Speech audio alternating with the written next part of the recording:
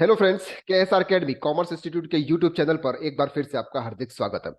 अगर आप अकाउंटेंट हैं या टैक्स कंसल्टेंट हैं, आप जीएसटीआर 3B फाइल कर रहे हैं जनवरी मंथ का, तो आपको ये वीडियो जरूर देखना होगा, क्योंकि अभी अभी अमेंडमेंट आया है कि जीएसटीआर 3B के अंदर इनपुट टैक्स क्रेडिट को लेकर अमेंडमेंट आया है, जो हम इस वीडियो के अंदर डिटेल में डिस्कस करते हैं। जीएसटीआर 3B अगर हम दिसंबर मंथ का जनवरी में फाइल करने थे तो चेंज था। अब हम जनवरी मंथ का अगर फरवरी में फाइल कर रहे हैं तो बहुत सारे चेंजेस हैं। वो क्या है ये हम यहां पर कवर करते हैं।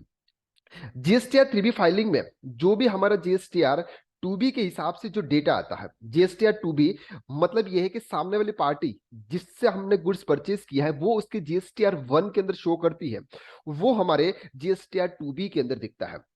तो जो भी हमारे जीएसटीआर 2B के अंदर दिखता है वो आपको यहां पर ऑल अदर आईटीसी के अंदर शो होता है।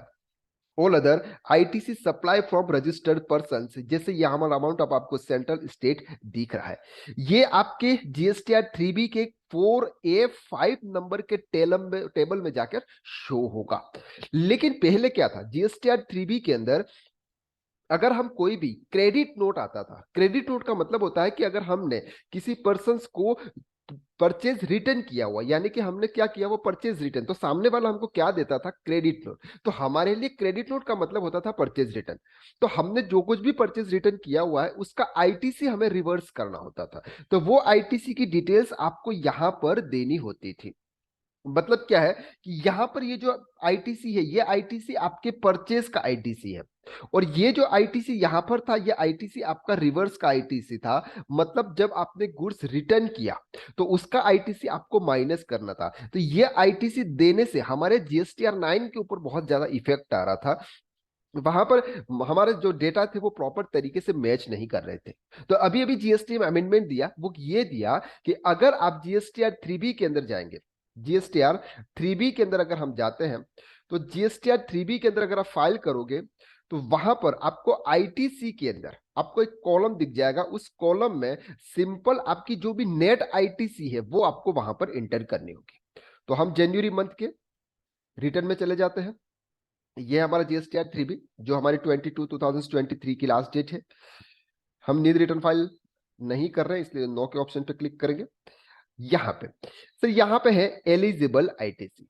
अब सर एलिजिबल आईटीसी में आपको यहां पर ध्यान देना, ऑल अदर आईटीसी दिख रहे थे वहां पर 4A5 नंबर के कॉलम है। जो आईटीसी आपको वहां पर दिख रही थी 3106514743065, ये जो डेटा है ये आपके जीएसटीआर 3B 2B के हिसाब से आता है। पहले क्या था सर, अगर आपने कोई भी आईटीसी रिवर्स की है तो वो आईटीसी आपको यहां पर रिवर्स करनी थी। दैट मीन्स कि अगर आपका जो भी क्रेडिट था, यानी क्रेडिट नोट का जो भी अमाउंट था, आपने जितना भी परचेज रिटर्न किया था उतने अमाउंट का जो भी डिटेल्स थी वो आपको यहां पर शो करनी थी। लेकिन इस बार क्या हो गया, इस बार सर यहां पर आपका नेट फिगर आएगा। नेट फिगर का मतलब क्या, फॉर एग्जाम्पल अगर आपकी आईटीसी 15,000 रुपीज है और आपने 1,000 रुपीज का क्रेडिट नोट इश्यू किया हुआ, यानी कि ये आपका परचेज रिटर्न है, तो आपकी नेट आईटीसी आपको कितनी होनी चाहिए, 14,000। तो पहले क्या था, 15,000 आपका यहां पर आ रहा था और 1,000 का फिगर आपका यहां पर आ रहा था। लेकिन इस बार जो रिटर्न ऑफ फाइल करोगे जनवरी मंथ का, उसमें यहीं पर आपका 14,000 नेट फिगर आपका आएगा। तो ये इस बार आपको ध्यान रखना है कि जब भी आप जीएसटीआर 3B फाइल करें, यहां पर ये जो फिगर है ये आपका नेट फिगर आएगा। जो भी आपने परचेज रिटर्न किया हुआ है या फिर आपने कोई भी क्रेडिट नोट आपका हो सकता है, उसका अमेंडमेंट भी हो, कोई भी हो सकता है, तो उसका नेट फिगर आपका यहाँ पे आने वाला है। तो इस चीज को आप प्रॉपर तरीके से ध्यान रखें ताकि आपसे कोई मिस्टेक ना हो, आपको कोई एक्सेस आईटीसी ना ले, या इस तरह के कोई भी इश्यूज हो जो आपके जीएसटीआर 9 के अंदर इफेक्ट कर। आई होप कि आपको इस वीडियो में बताई गई सभी चीजें क्लियर हो गई। आज के लिए बस इतना ही। नेक्स्ट वीडियो में हम फिर से मुलाकात करते हैं एक नई चीज को लेके। तब तक के लिए thank you so much. Have a nice day.